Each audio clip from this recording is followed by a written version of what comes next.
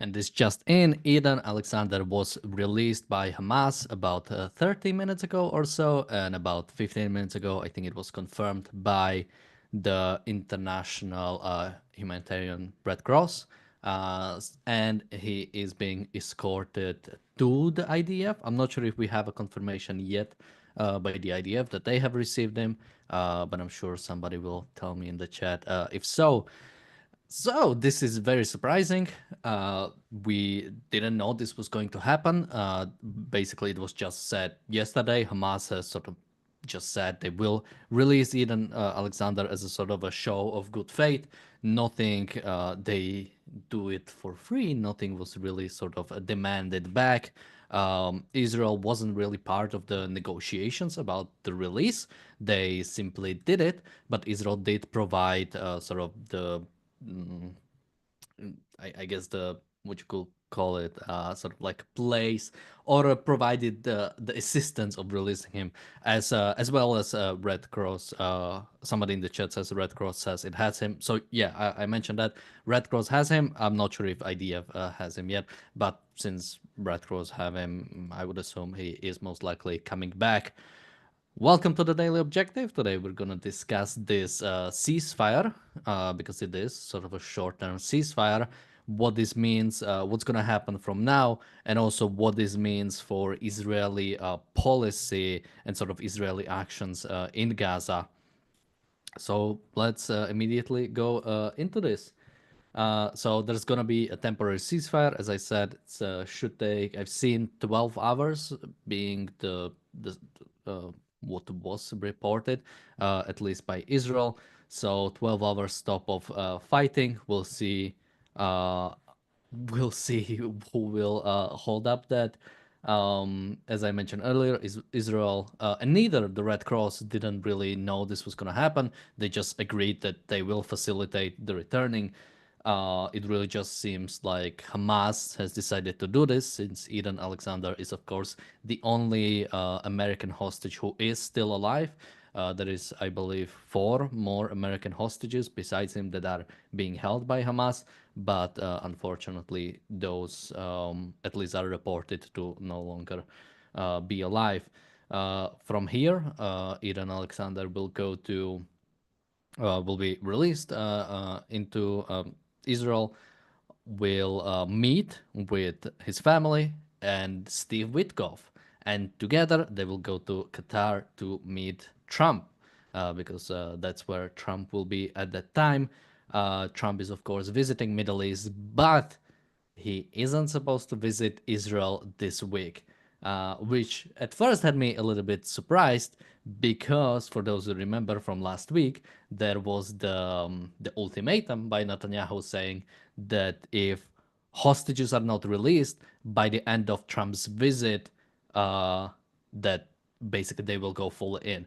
The way I understood it was Trump's visit to Israel, but now I've seen a report from one of the insiders within Netanyahu's government um, that it just meant Trump's visit to Middle East, which is still going on and should go for I think at least the last time I've seen it, it was supposed to go until Friday. We'll see if he will be staying longer, especially with this release was a bit surprising. So we'll see if anything changes on that.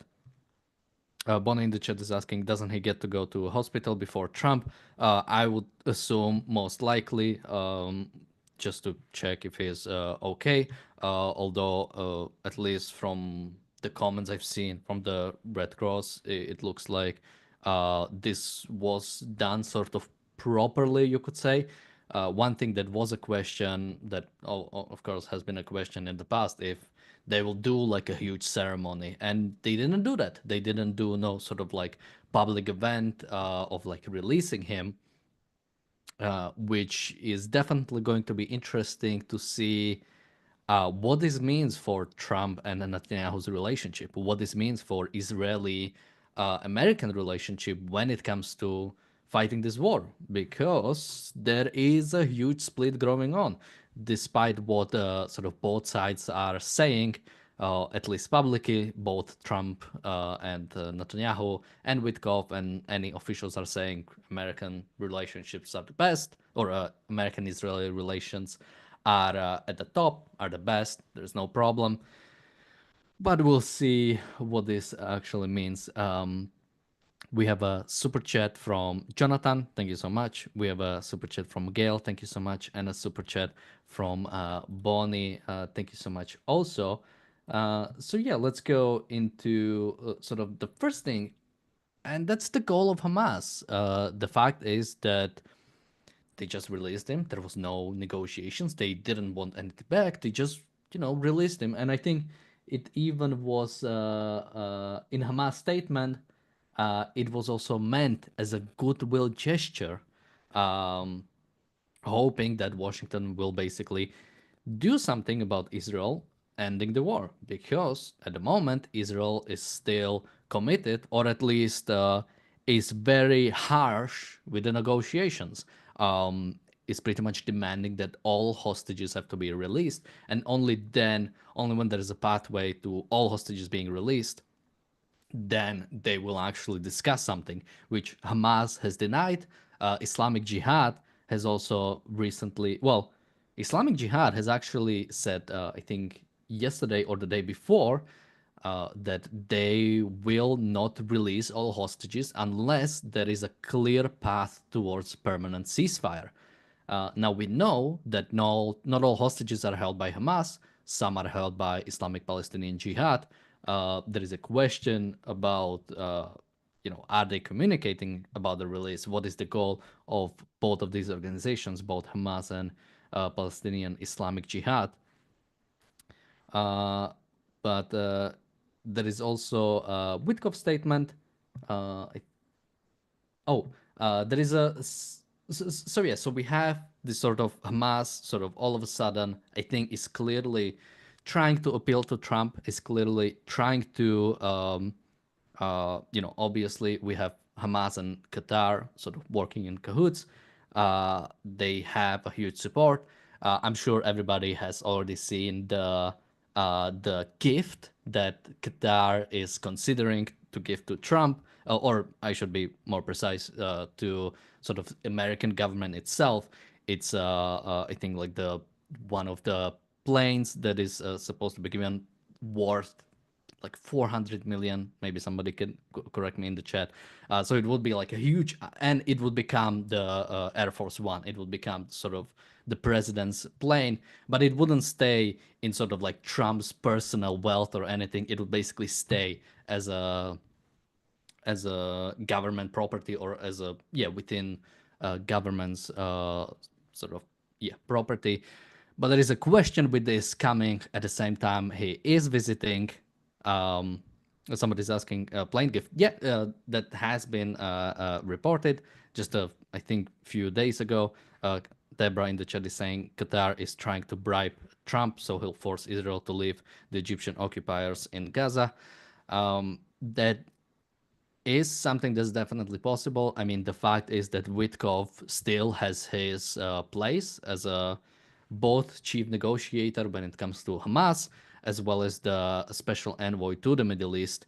And there is the question, we've done episode about Witkoff in the past that people can check out, where it's sort of suspicious when he was doing his sort of business in New York. He bought a hotel, he couldn't sell it, and then a Qatari owned, or sort of a Qatari sovereign fund owned organization had bought him out. Um, then he was in Trump's administration. Now he is working or dealing directly with Qataris. We have this gift for Trump, even if it's for the U.S. government itself. The fact is that Trump is the one who is going to benefit from the plane itself. So yeah, you have this. Then if we go to some more of Witkoff's comments, according to Channel 12, Israeli Channel 12, Witkoff told families that the U.S. in quotes wants to return the hostages, but Israel is not ready to end the war. Israel is prolonging the war, even though we do not see where further progress can be made. According to the report, which cited sources who attended the meeting. Witkoff was meeting with the families of the hostages.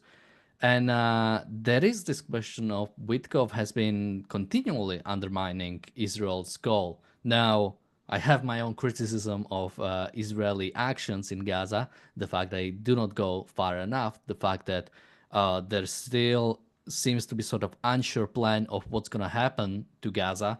Although recently with the new operation, the Gideon's chariots, uh, that is supposed to be a much bigger operation in Gaza that would include basically actually occupying parts of Gaza, meaning they would assume the responsibility of governance. They would assume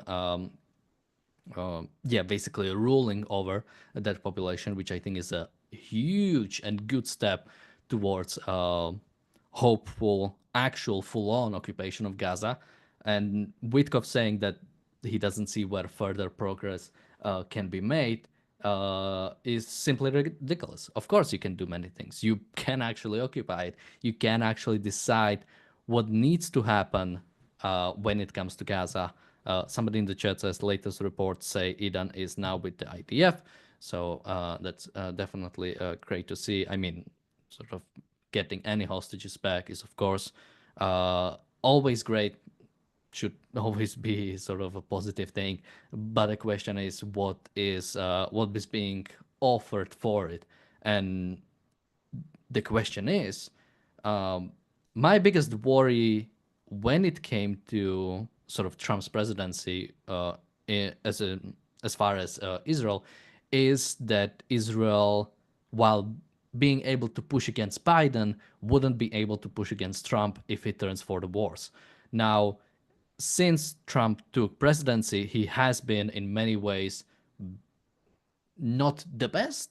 For example, the his he broken the ceasefire deal between Hamas, or Witkoff has basically forced or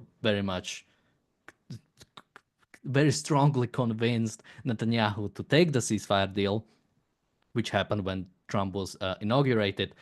Since then, Trump has many times said Israel can just do whatever they want in Gaza.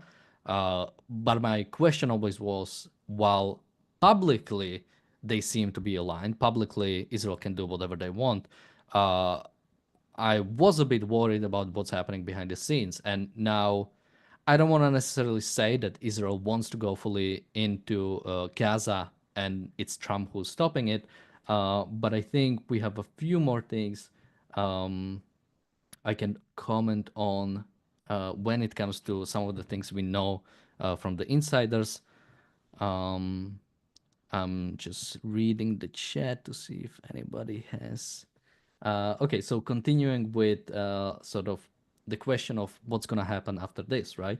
So we have another report from one of the senior Israeli officials saying if there are no agreements by the end of Trump's visit to the Middle East, Israel will launch a ground operation and it will take several weeks until the next exit point. Once we begin the intensified operation, we won't agree to quickly halt it. Hamas will not determine the timeline. And this is what we've heard last week.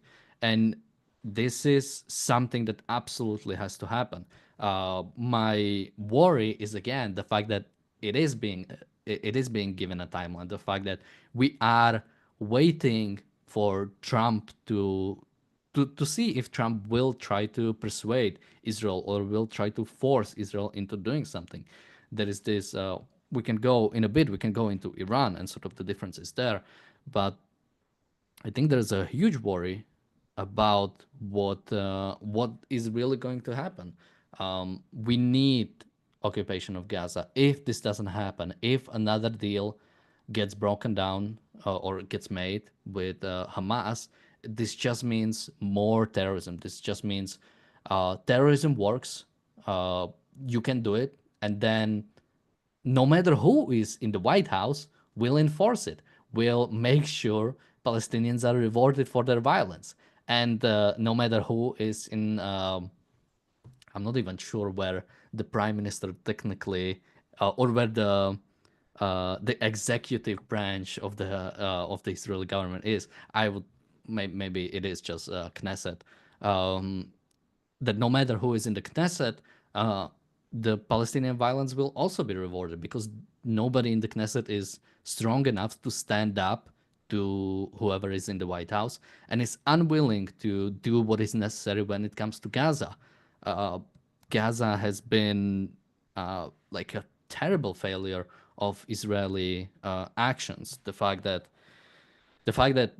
for example, the fact that they went away, the fact that sort of enforcing of law and order, enforcing of civilization in Gaza hasn't been done well. And unless it happens, we are looking forward to, yeah, basically more violence. So there is also this story. Something I should mention, although I haven't seen any. Some people were reporting that apparently Trump is about to recognize the Palestinian state. As much as I think Trump's policy is going way off of what we should want or expect, uh, apparently that doesn't really hold any weight. And if it did happen, I would be very surprised. I couldn't see any reasoning for it. I couldn't even deal what that would mean because if it did something like that, it would actually mean that Trump's would be worse than Biden and probably would be even worse than Kamala Harris. I mean, I wouldn't expect even Kamala Harris to really recognize Palestinian state because of how much, I think still how much pro-Israeli sentiment is in both American politics and American people for that matter. I don't think they are ready for any sort of uh, or are ready for that amount of throwing Israel under the bus. Um, I can I can total some El Rito in the chat is saying I can totally see Trump saying I can't believe Israel won't accept peace already. Just take the deal, Netanyahu. Exact same way Trump appears to force Ukraine and Zelensky. I think it is a bit of a difference, mainly because of the sort of people who are supporting him. I think he's very much he pretty much just wants to be sort of he just wants to be popular among his own supporters. And while I think Ukraine is very much a lost cause on the right, I think Israel is still not. I think you still have even a lot of uh, sort of people on the right or people in the MAGA crowd being pro-Israel that I don't think he can be as explicit with Israel as he is um, with Ukraine. So one more thing I wanted to go through is yeah that there was another report. Everybody is saying I hope you're right, Daniel, and that I'm utterly incorrect. Never wanted to be more wrong about Trump's support of Israel. Well, I cannot really be correct. I mean, just recently, or I think just this happened just like an hour ago. Apparently, I haven't even confirmed it, but Trump said he would lift sanctions on Syria to give them a fresh start. So I cannot really be try to predict anything because of how quick he is to either change his mind or go for something different or pursue like random things that I wasn't even following. Like it is tiring to try to follow the news. I dread every single morning to open the news and see what's going on, see what is happening today. Not to mention, it makes scheduling these shows virtually impossible because I have to wait until the last few hours to see what is actually going to happen on that day. We have a super chat from Apollo Zeus. Thank you so much. Somebody says if Trump recognizes a Palestinian state, he's supporting the enemies of America and Israel. Palestine chants death to America and death to Israel, and they burn the American flag as well as Israel. Yeah, I mean, that's absolutely right. It's not like there is no pro-American Palestinian view. There is no pro-Western Palestinian view. Anybody who is pro-Palestinian in American Congress or Senate, those are not people you would describe as pro-American. And I'm talking about American politicians.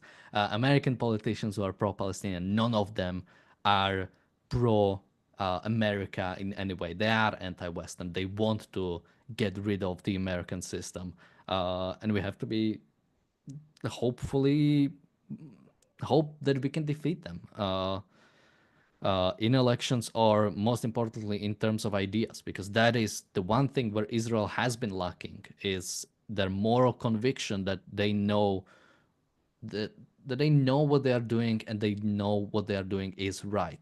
What they've been bragging about is the amount of Palestinian civilians they've prevented, the deaths of Palestinian civilians that they prevented, the amount of terrorists they've saved, the amount of people who celebrated October 7th they saved, the amount of people who joined Hamas and Palestinian Islamic Jihad on October 7th to attack innocents in Israel.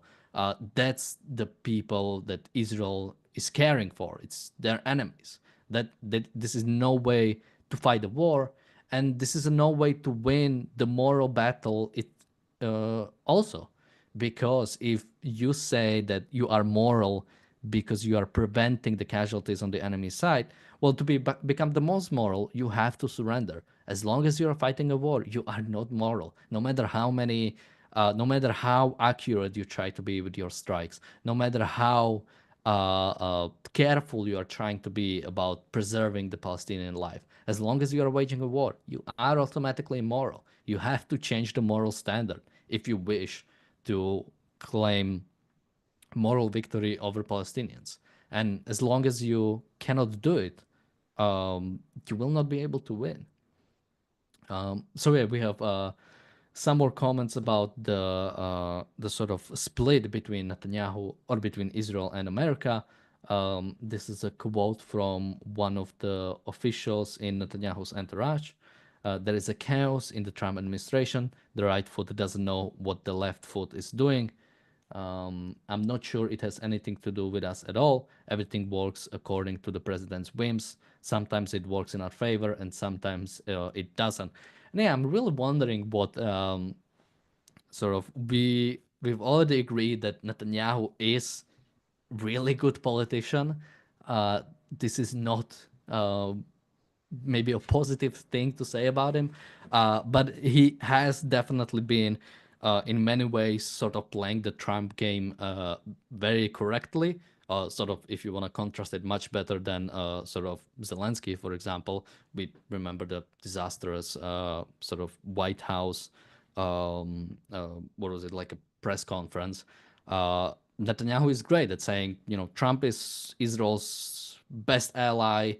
Trump, America is the Israeli best ally. He just knows how to sort of what to say to Trump, how to sort of, appeal to him. He's great at doing that. But what do you do when you have no idea what is he going to do? Like, how can you